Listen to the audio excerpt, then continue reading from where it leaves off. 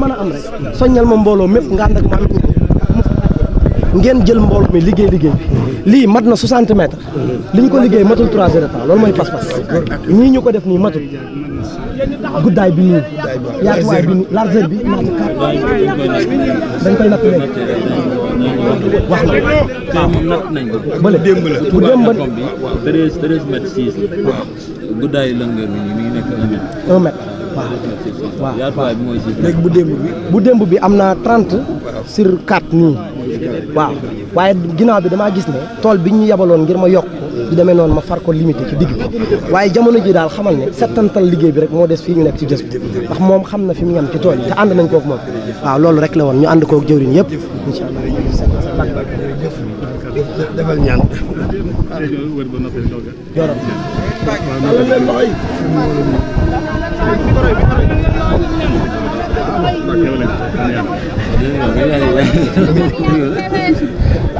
amiin nangu ñaan